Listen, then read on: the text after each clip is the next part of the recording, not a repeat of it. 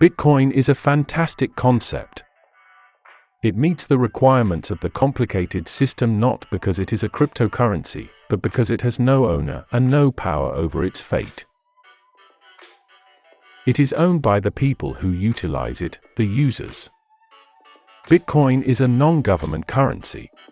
But, one may argue, didn't we have gold, silver, and other metals as a kind of currency prior to the establishment of a government? That's not the case.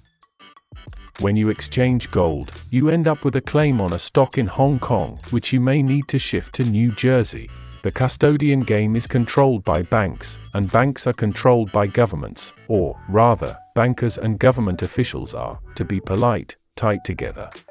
In terms of transactions, Bitcoin has a significant advantage over gold. It does not require the use of a single custodian. There is no way for the government to control the code you have in your mind. Finally, Bitcoin will have some difficulties. It may fail, but because we now understand how it works, it can simply be recreated. It may not be handy for transactions in its current condition, and it may not be good enough to buy your decaffeinated espresso macchiato at your local virtue signaling coffee shop. For the time being, it may be too volatile to be used as a currency. However, it is the world's first organic money. Its very existence serves as a reminder to governments that the last item the establishment could control, the currency, is no longer their monopoly. This provides us, the people, with a form of insurance against an Orwellian future. Bitcoin was the first technical solution that allowed for digital payments without the need for a trusted third-party middleman, after years of inventive trial and error by many programmers and depending on a wide range of technology. Bitcoin is the first example of digital cash since it is the first digital item that is verifiably scarce. Satoshi Nakamoto's purpose for Bitcoin was to establish a pure peer-to-peer form of electronic currency that did not rely on third parties for transactions and whose supply could not be changed by anyone else. In other words, Bitcoin would bring the desirable characteristics of physical cash to the digital realm: lack of intermediaries, transaction finality, and combine them with an ironclad monetary policy that could not be manipulated to produce unexpected inflation to benefit an outside party at the expense of holders. Nakamoto was able to do this by combining a distributed peer-to-peer network with no single point of failure, hashing, digital signatures, and proof-of-work technology. By constructing Bitcoin on a basis of extremely detailed and watertight evidence and verification, Nakamoto eliminated the requirement for faith in a third party. It is reasonable to claim that verification is Bitcoin's most important operational feature, and that it is only via verification that Bitcoin can totally eliminate the requirement for trust. Every transaction must be recorded by each network participant in order for them to share a single ledger of balances and transactions. Every 10 minutes, nodes compete to be the first to update the ledger with a new block of transactions, and if a member of the network transfers an amount to another member, all network members may verify the sender has a sufficient balance. In order for a node to commit a block of transactions to the ledger, it must devote processing resources to solving difficult mathematical problems whose correct solutions are simple to verify. This is the proof-of-work (POW) mechanism, and a block may only be committed and validated by all network members if the answer is accurate. While these mathematical problems have nothing to do with Bitcoin transactions, they are critical to the system's functionality because they require the validating nodes to use processing power that would otherwise be wasted if fraudulent transactions were included. Other nodes on the network vote on the block's validity after a node solves the proof of work correctly and announces the transactions, and once a majority has voted to approve the block, nodes begin committing transactions to a new block that will be amended to the previous one and solving the new proof of work for it.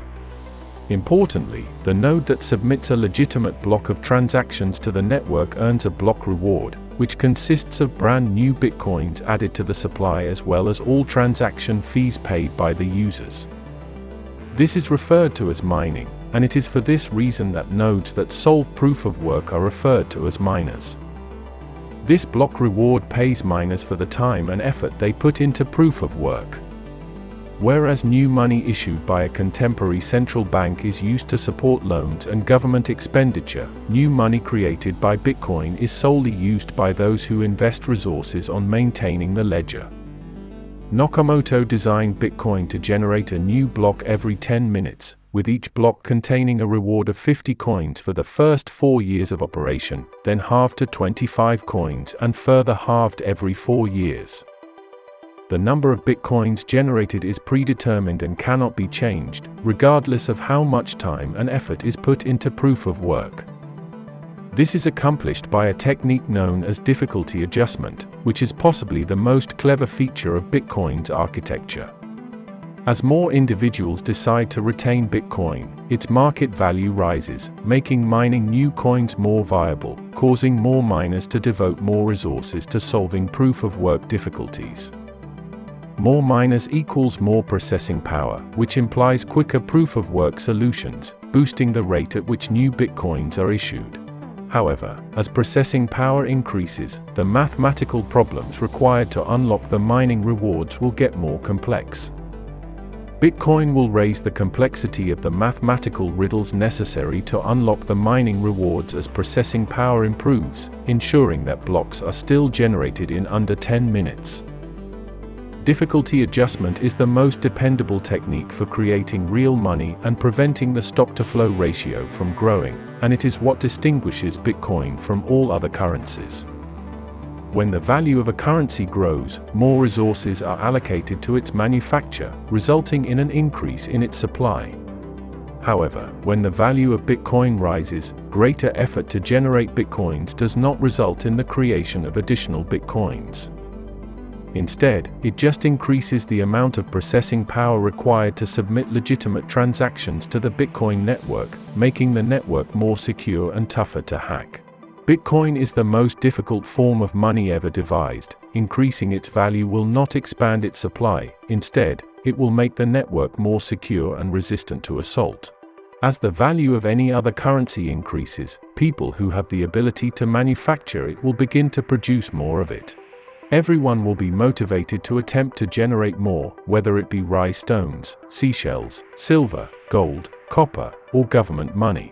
The more difficult it was to produce new quantities of money in response to price increases, the more likely it was to be widely adopted and used, and the more prosperous a society would be because individuals' efforts at producing wealth would go towards serving one another, rather than producing money, which has no added value to society because any supply of money is sufficient to run any economy.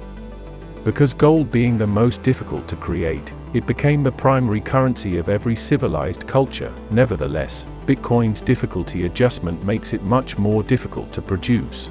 A big increase in the price of gold will result in higher quantities being generated in the long term, but no matter how high the price of Bitcoins rises, the supply remains constant and the network security only improves. The imbalance between the expense of completing the proof of work required to commit a transaction to the ledger and the cost of validating its authenticity is what gives Bitcoin its security. The cost of recording transactions is growing in terms of electricity and computing capacity, but the cost of confirming the transaction's legitimacy is close to $0 and will stay so no matter how much Bitcoin increases. To attempt to commit false transactions to the Bitcoin ledger is to waste energy completing the proof of work only to have nodes reject it at essentially no cost, preventing the miner from receiving the block reward.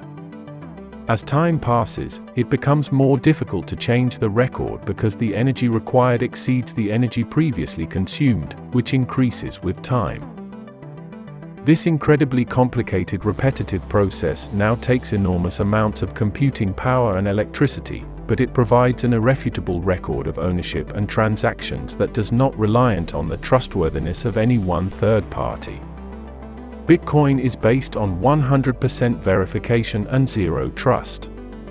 To the degree that digital currencies exist, they are essentially ledger entries, and a validated transaction transfers ownership of the ledger currency from the sender to the receiver. Possession of the coins is allocated by public addresses rather than by the name of the holder, and access to the coins owned by an address is guarded by ownership of the private key, which is a string of characters similar to a password. Bitcoin's supply is limited to 21 million coins, each of which is split into 100 million satoshis, making it extremely liquid on a global scale. Because the digital ledger is available by anybody with an internet connection anywhere in the globe, Bitcoin has a higher salability over space. Individually, what makes Bitcoin nodes honest is that if they are dishonest, they will be caught instantly, making dishonesty as effective as doing nothing but at a higher cost. What prevents a majority of people from conspiring to be dishonest is that if they succeed in undermining the integrity of the transaction record, the entire value proposition of Bitcoin would be shattered, and the value of Bitcoin tokens would vanish. Collusion costs a lot of money, but it would also make the plunder worthless. To put it another way, Bitcoin is based on economic incentives, making fraud significantly more expensive than the benefits. No one institution is responsible for keeping the ledger up to date, and no single person may change a record without the permission of a majority of network members. The software that runs the individual nodes on the network, not the word of a single authority, decides the transaction's authenticity. Bitcoin is a technology that has survived for the same reason that the wheel, knife, phone, or any other technology has. It provides advantages to its users. Users, miners, and node operators are all financially rewarded when they engage with Bitcoin, which is what keeps it alive. All of the parties involved in Bitcoin's functioning are individually dispensable. Nobody is required for Bitcoin to function, and if someone wants to change it, Bitcoin is perfectly capable of continuing to function as it is without any input from anyone.